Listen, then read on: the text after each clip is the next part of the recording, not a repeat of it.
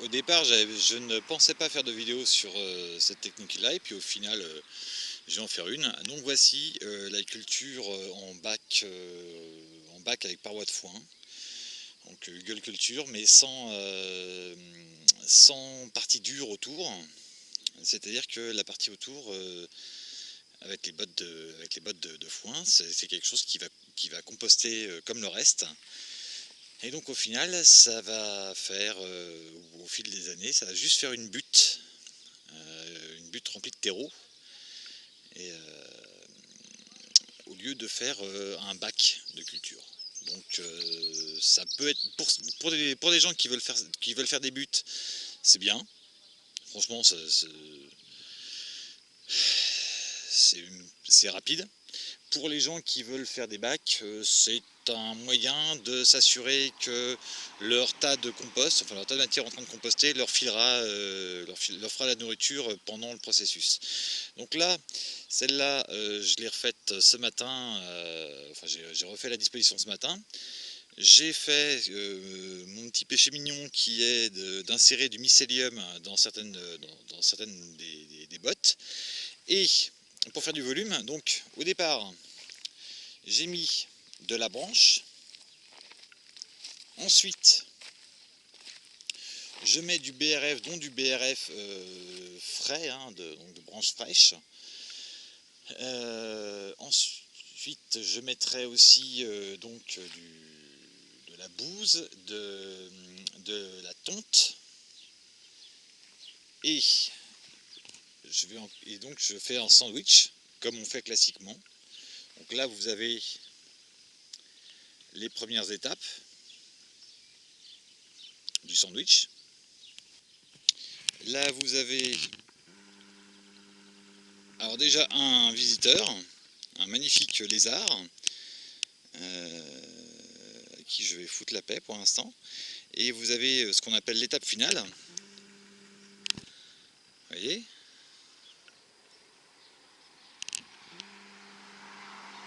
Ah, ça fait quand même plaisir de voir le lézard. Et donc je vais passer à une étape intermédiaire. Allez, encore un petit coup de lézard parce que juste il est trop beau. Alors pour vous donner une idée, juste le corps dépasse déjà les 10 cm. Donc là,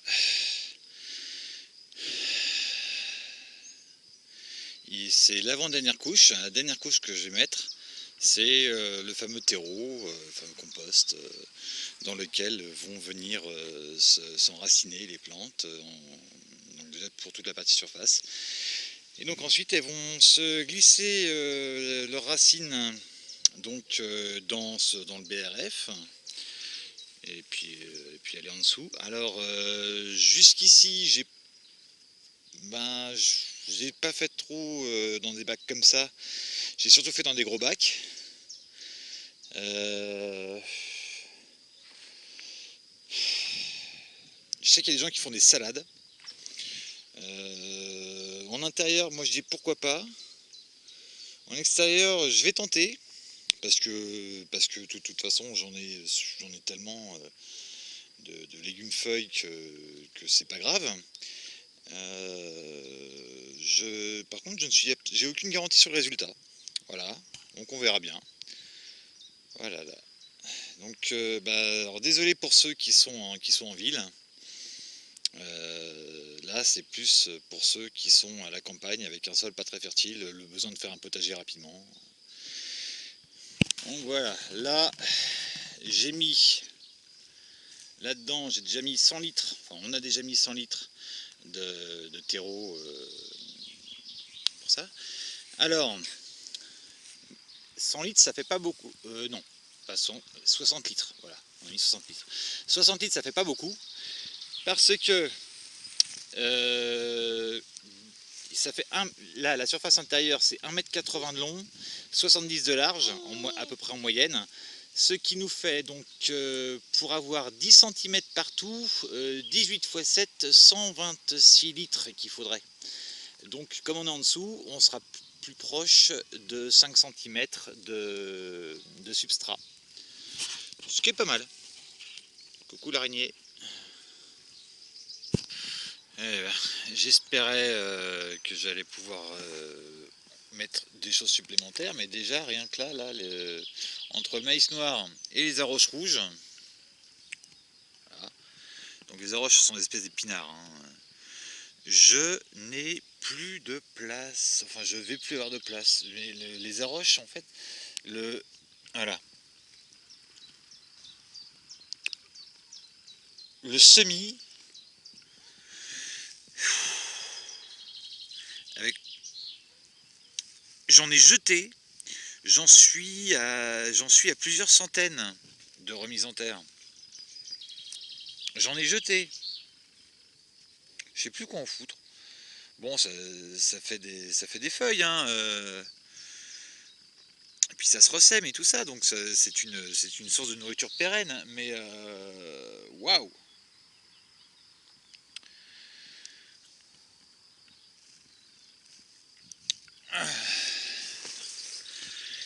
Alors, maïs noir, il y en a combien déjà là? 5, 10, 15, 20, 25.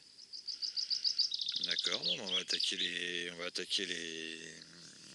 la trentaine, on va dépasser la trentaine. Bon, tant mieux, hein, tant mieux. J'espérais mettre, par contre, j'espérais mettre du mil en plus parce que j'en ai encore qui a germé là, en plus des quelques centaines qui sont dans la serre. Alors quelques centaines, hein. Je tiens à préciser que j'ai même pas compté à ce stade-là. Euh, je compte plus.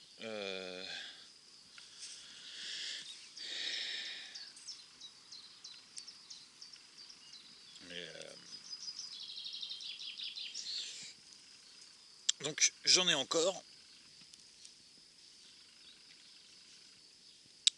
Je sais pas où j'ai trouvé de la place. Alors peut-être qu'ils vont pas peut-être que eux vont pas se retrouver en peut-être qu'eux ils vont se retrouver en plein soleil plutôt que d'essayer d'avoir une zone où en fin de journée au moins c'est un peu frais et où on peut arroser un petit peu tôt.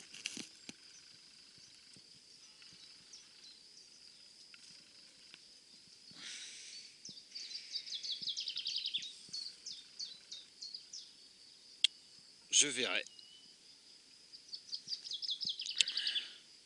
Par contre, je vais attendre le déconfinement et la réouverture des centres de compostage parce que mon compost n'est toujours pas prêt. Et donc là déjà, ce morceau-là, il a pris, il a avalé 70 bons litres de terre, donc de compost, plus du reste, hein. Ah, ça y est, j'en vois le bout. L'autre, celui qui est en début, il fait plus de 5 mètres de long. Enfin, non, non, il doit faire 5 mètres. Donc, il va à peu près avoir besoin de 3 fois plus de terre. C'est-à-dire qu'on est à plus de 200 litres. Et ouais, non, là c'est direction le centre de compostage. Acheter du terreau tout pourri, enfin, acheter du compost tout nul. Et je ferai mon mélange moi-même avec, donc là, comme vous voyez, voilà, ça y est. Là, comme vous voyez, il y a un mélange qui a été fait avec de la terre argileuse. Je vais même pas laisser, enfin, si, allez, un petit peu les séparer. Pour faire non pas un simple compost, mais pour faire un terreau. Voilà, par contre de deux, j'en peux plus.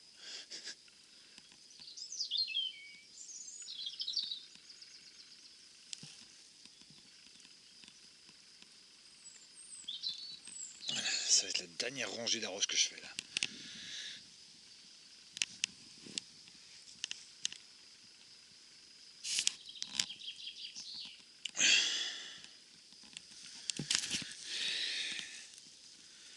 Bon.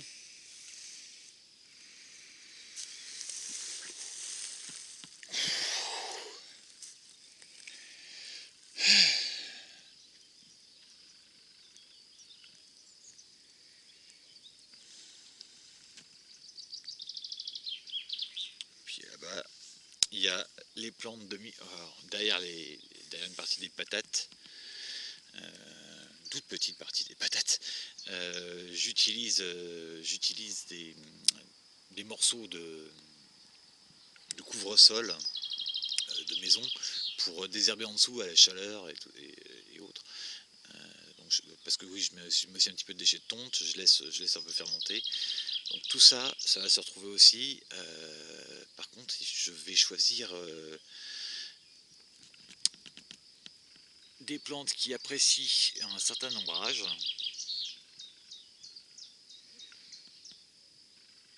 Et un certain taux d'humidité. Comme ça sera sous le cerisier. Et voilà.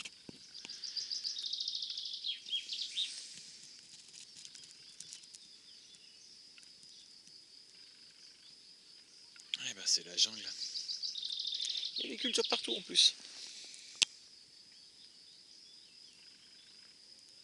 Alors donc sinon, un principe de permaculture, c'est aussi de laisser grainer. Donc là, on a tout un lot de salades qui sont en train de monter en graines, hein, et qui vont faire la fleur. Et donc, alors là aussi, vous avez des radis derrière, qui sont des radis japonais. Là, nous avons une chicorée rouge, on en a une deuxième ici, qui vont grainer, qui vont se ressemer et qui vont faire des trucs comme ça. Voilà. Voilà, là, la moutarde japonaise qui est en train de faire ses graines. Et pareil, là aussi ça fait des graines. Et donc ben, je vais laisser grainer, je vais ensuite secouer sur les sols.